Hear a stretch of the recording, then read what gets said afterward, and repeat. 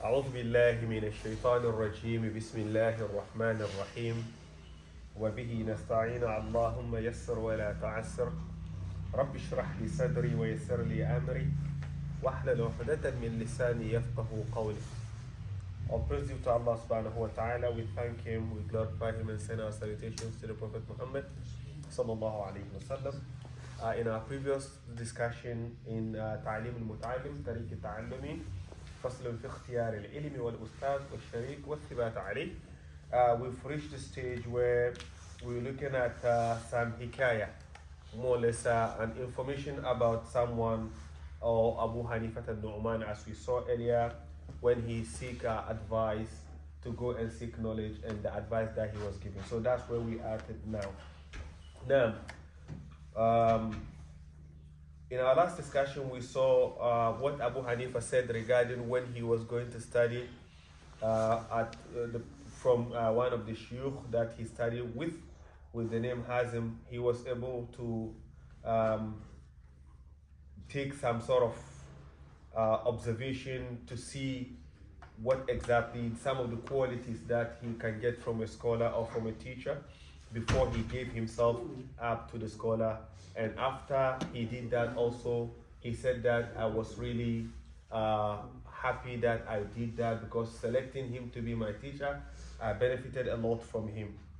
So now from there he said, قال رحمه الله سمعت حكيما من حكماء السرمقندي يقول إن واحدا من طلبة العلم شاورني في طلب العلم. So he is saying that one of the scholars of Sarmakandi said that someone came and asked his opinion or advice to go and seek for knowledge. So we're going to hear what he said to him.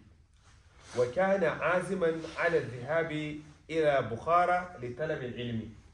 He has intention and plan to go to Bukhara and go and study. That was the plan. So he came to this sheikh. He wants his advice on what he should be looking for when he gets there. Now, so he has already made his plans. He's going, and then he came seeking for advice. So basically, he's trying to say it is very good and it's very advisable to always seek advice before you indulge into seeking knowledge. وَهَكَذَا يَنْبَغِي أَنْ يُشَاوِرْ فِي كُلِّ أَمْرٍ. So this is the reason why it is allowed or is expected in every affairs to seek advice, to always make mashura, which means try to get opinions before taking decision on anything that you do. And this is very important in all of our affairs. We need to always seek people's opinion or get other ideas out of our own opinion so that we can combine them together. Now, فإن الله تعالى أمر رسوله صلى الله عليه وسلم بالمشاورة في كل الأمور. As Allah subhanahu wa ta'ala himself advised his Prophet Muhammad sallallahu alayhi wa sallam to what? To make mashura, to should always seek opinion in all of his affairs. So this is very important. Allah subhanahu wa ta'ala commanded the Prophet sallallahu alayhi wa sallam in the Quran, وَشَاوِرْهُمْ فِي الْأَمْرِ. Seek their opinion. That is to tell you, look, the Prophet ﷺ, he is the one Allah has given Jawami'ul Kalim. He will say one word, which will mean thousands. He is the one Allah subhanahu wa ta'ala has given the understanding by observing things to be able to get every picture of it. Allah has given him that wisdom. But still Allah commanded him to always seek opinion. And you can see in most of his affairs. Let's take advantage or look at the incident of Handak, the battle of Handak, which is the trench. The Prophet ﷺ decided and planned, they are going outskirts of Medina to meet the enemy. They were planning, everything is set, when the new Muslim that came in the community with the name Salman al-Farisi, he asked the Prophet ﷺ, for us to go out of Medina in this battle, is it your idea or Allah commanded us to do so? And the Prophet ﷺ said, it's my idea. And he said, if you don't mind, I have some suggestion. And then he brought the idea, said, where I came from, which is foreign to you guys here in Arabia, okay? If enemies are to attack us, we do dig a trench. So we can dig a trench so that our enemies cannot cross in, and we will get advantage from our side to be protected, because we are from our side, which means we protect ourselves behind our town. And the Prophet ﷺ agreed with that. And when we look at the Battle of Handak, that is what happened. The Muslim dug. If you look at Handak, where the place is, it's a mountain this side, and from Handak, it's not far from the Prophet ﷺ's mosque. It's not far. You can walk. You can easily walk from where Handak happened to where the Prophet ﷺ's masjid is. Okay? But they went outskirts, which is at that time, if you look at their lifestyle, it's more or less outskirts of time at that time. They walked all the way that side. The mountains are there, and it's a valley where the enemies will come through. Apart from the surrounding mountains that are surrounding Medina. So they dug the trench, and then when the enemies are coming, they were surprised because they were Arabians. It's not part of their, strategies when it comes to battle. So it was foreign to them. They couldn't cross. They were there for some days, and they have to turn and go back. Up till today, when you go to Medina, there's a place called Sab'a Masajid. When you go there, that is the place of Handak. You'll be able to visit that place and see that place. Okay? So Salman al-Farisi, he brought the idea, and the Prophet ﷺ accepted. So that is to tell you, with all what Allah has given the Prophet ﷺ, he is always open for discussion, suggestion with his companions. He never said, because I am your leader, I know better than you, anything that I say is final. Okay? So Allah subhanahu wa ta'ala asked him to always seek their opinion on things. To the extent, even they said that, even some of the affairs of his home, which means, but in this, they said that mostly it's minimum. It's not much in terms of him seeking others' opinion when it comes to the affairs of his house. But other scholars said that he did that. Go back to the incident of Aisha radiallahu anha, the incident that became a big thing between Sunni and Shia in some cases. This incident happened when they went to one of the battles. As usual, after battle, the Prophet ﷺ has someone who will stay behind and make sure that he goes around and see if anyone lost something and bring it. That happened when Aisha left into the cage in which she sits in. She left and went to the toilet. When she came, the Prophet ﷺ has already marched with the Muslims. And she decided that if they left without checking on me, I'm not walking, chasing them. I'm going to sit here and wait. So those that were also carrying that distance, they also, normally when they carry it, because she was sitting in, every now and then she will make some movement to sit properly. So they know she's in. But for some time, they felt like they're just carrying something, there's no movement in. So they decided that to ask the Prophet if he can check. They don't feel, because Aisha is not big for her to be heavy for them to differentiate. So they said that, we don't know whether our mom is inside. Ya Rasulullah, do you want to check? When he checked, she was not in. So he sallallahu alaihi wasallam said, okay, she went out without telling me. We are also not following her back. We're going to sit here and wait. So she is being stubborn at the other side. I'm not walking to chase them. The Prophet ﷺ also said, we are not going back. So as usual, the companion who will go around and search and make sure that he came and then found Aisha, she fell asleep. So he started screaming, A'udhu billahi minash shaitanir rajim. A'udhu billahi, when she got up. Okay? And then this is the situation. He has to put his camel down. She sat on it, and then they went together. Before they got to where the Prophet ﷺ is, people from far away, they started creating rumor. Aisha, with this guy. Oh, something might happen. So they started making unnecessary rumor.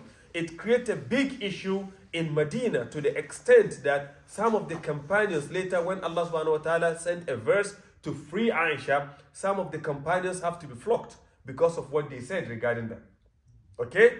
This incident is part of the enmity between Sayyidina Ali and Aisha, because at that moment when the Prophet ﷺ, this incident happened, Abu Bakr is her father, so there's no discussion there. Okay, the companions, no one will say anything, but according to the historians, when the Prophet ﷺ spoke about it as a family issue, Sayyidina Ali said, look, she has to go back home until things are settled. So she took it personal, and she always does not have good relationship with Sayyidina Ali. That is the reason why when Uthman was killed and she was in Mecca, she asked, is Ali in Medina? They said yes. He said, why didn't Ali protected Uthman? And for that reason, those that are supporting her came and fought with those that are supporting Sayyidina Ali. Okay, so when we look at that, the Prophet ﷺ in this incident also seek opinion of family members when it comes to the affairs of his house. But as I made mention, this is not a major thing, but generally, when it comes to the affairs of the Muslim Ummah in Medina, the Prophet ﷺ will always open a discussion. So Allah subhanahu wa ta'ala commanded the Prophet ﷺ in the Quran by saying, وَشَاوِرْهُمْ فِي الْأَمْرِ. So he does seek opinions of his companions. وَلَمْ يَكُنْ أَحَدٌ أَفْتَنُ مِنْهُ. Even though among them no one is better or smarter or having better ideas than him, but he still seek their opinion. So it is very good, no matter where you are, whatever situation of level you got, position, always seek opinion of those around you. You might have the best, but it's good to even confirm what you know from others rather than always thinking that yours is best. Look at what happened to Sayyidina Musa alayhi salam. When Allah subhanahu wa ta'ala asked him to go and study from someone else. Not because Musa does not have knowledge. When he was asked, who do you think is more knowledgeable? Musa alayhi salam, of course, he knew. He is the one among his companions, people that communicate with Allah subhanahu wa ta'ala. So he does not have problem looking around and see that, of course, if anything, my people always take the knowledge from me. So when he saw himself to be more knowledgeable, Allah subhanahu wa ta'ala said, no, that's not how you work. When they ask, you could have said, Allah knows best. For you to feel you know, you are going to study again. So they sent him to Hidr to go and study. All right? So it's always, no matter how much you know, it's always good to pass the affairs back to Allah subhanahu wa ta'ala. So the Prophet ﷺ, regardless of his situation or his position, he always seek opinion. Now, وَكَانَ يُشَاوِرُ أَصْحَابِهِ فِي جَمِيعِ الْأُمُورِ. So he sallallahu alayhi wa sallam will always seek the opinion of his companions in all of our affairs, his affairs. حَتَّى هَوَائِجَ الْبَيْتِ. This part, as I made mention, is not as strong in terms of his affairs in his house, seeking opinions, not much of that. قال علي كرم الله وجهه. Sayyidina Ali said, ما هلك امرؤ عن مشورة. A person will never regret when they also seek opinion. You will never lose. You rather gain. قيل, as it's been said, الناس رجل. People are classified into رجل, complete human, ونصف رجل, and half human, ولا شيء, and someone who is not up to human yet. That's how they categorize human in three. So let's look at all three, and then we see which part do we fall into. Number one, فَالرَّجُلُ مَنْ لَهُ رَأَيٌ صَائِبٌ وَيُشَاوِرُ. A person who has a beautiful idea, he has his own opinion that is good opinion, but still seek other opinions. This is a complete human. This person is full in being human in the sense that not only his opinion, but he tried to get others to confirm what he already has. وَنِصْفُ رَجُلٍ. A person who is considered half human is مَنْ لَهُ رَأَيٌ صَائِبٌ وَلَكِنْ لَا يُشَاوِرُ. Half a human is a person who has a beautiful idea, but he does not seek opinion. He is half a person. Or أَوْ يُشَاوِرُ وَلَكِنْ لَا رَأْيَ لَهُ. Or he's someone who always seeks opinion from people, but he himself does not have his own opinion. All right? So it's either you have opinion, good, but you don't seek advice, or you don't have any idea, but you only seek advice. You're still going to be misled. So that is a person that is considered half a person, or half a human. وَلَا شَيْءَ. The one that is not considered complete human is what? مَنْ لَا رَأْيَ لَهُ وَلَا يُشَاوِرُ. A person who does not have an opinion and also does not seek advice. So this person is totally out of the equation. So when we talk about all this, these are the reality of what we're looking at regarding humanity, or people that are considered fully in those that have more or less matured in taking decisions. Now, قال جعفر الصادق رضي الله عنه لسفيان الثوري. So Ja'far al-Sadiq, he said to Sufyan al-Thawri, شاور في أمرك الذي يخشون الله, أو شاور في الأمر. Seek advice from people, because الذين يخشون الله تعالى, those who fear Allah subhanahu wa ta'ala, as Allah subhanahu wa ta'ala said in the Quran, إنما يخشى الله من عباده العلماء. Seek advice from scholars, which means seek advice from those who fear Allah subhanahu wa ta'ala. Sha'awir fi amr. Aw shawir. Always seek opinion. From who? Alladhina yakhshawna Allah ta'ala. From those who fear Allah subhanahu wa ta'ala. And Allah indicated in the Quran, those who fear Him are those who have knowledge. So when you are going to indulge in any affairs, see those that are scholars in that and seek their opinion. It's just like in all aspects. If you want to become expert in something, we know some people here who always say, I want to learn this, I want to study this. Let me go and ask someone who is already in it, someone who is already knowledgeable in that to give me advice or let me know the challenges that comes with that knowledge. So the same thing, whatever you're going to engage in, especially when it comes to the knowledge of your deen, you need to look at those that are already good at it, well versed, and then seek their opinion. وَطَلَبُ الْعِلْمِ مِنْ عَأْلَى الْأُمُورِ. If you are asked to always seek advice and opinions from others regarding all of your affairs, then definitely seeking knowledge is one of the most highest thing that you want to really get advice. We know students even graduate year 12, they go to university, they have no clue what they're doing. Okay, that's why most often they will bring professionals from different levels to come and talk to students, so that at least they know what they're going into. Okay, so it is very good to look at it from that point of view. Now, seeking knowledge is one of the most important things, and also one of the difficult things. Seeking knowledge is very difficult. فكانت, because of that, المشاورة فيه أهم وأوجب.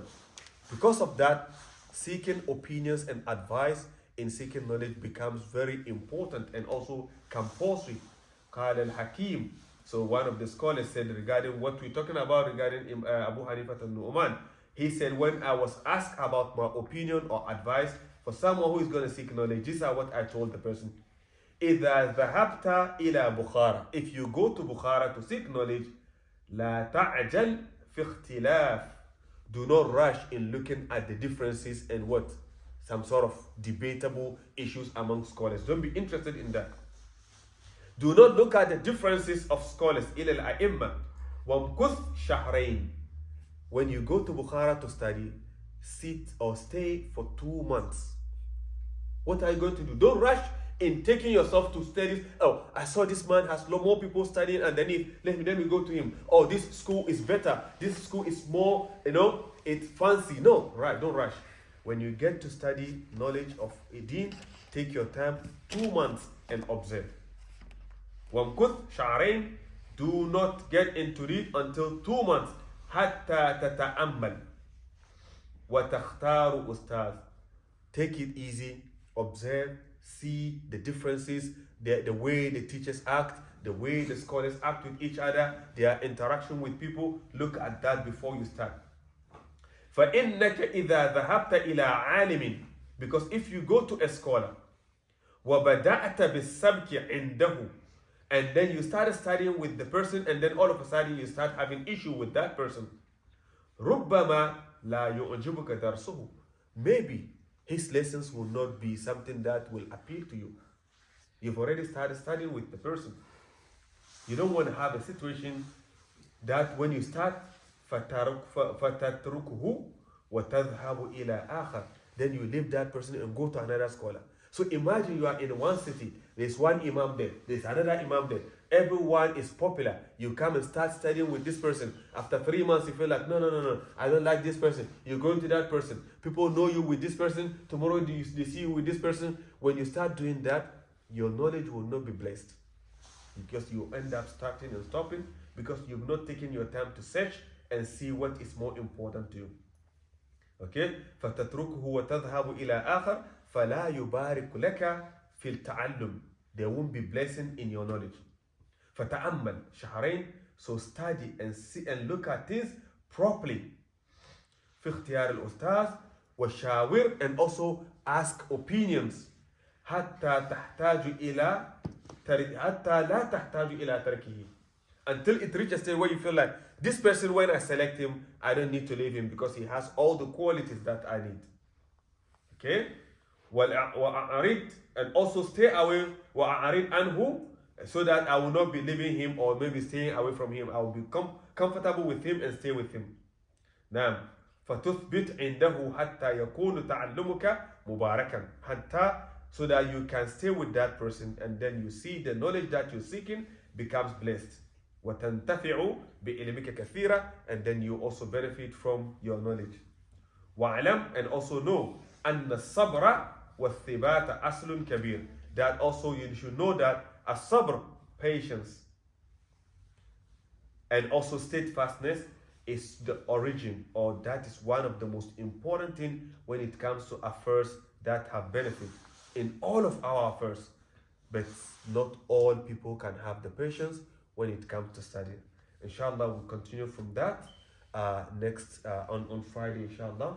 سبحانك اللهم وبحمدك نشهد أن لا إله إلا أنت ونستغفرك ونتوب إليك سبحان ربك رب العزة عما يصفون وسلام على المرسلين والحمد لله رب العالمين.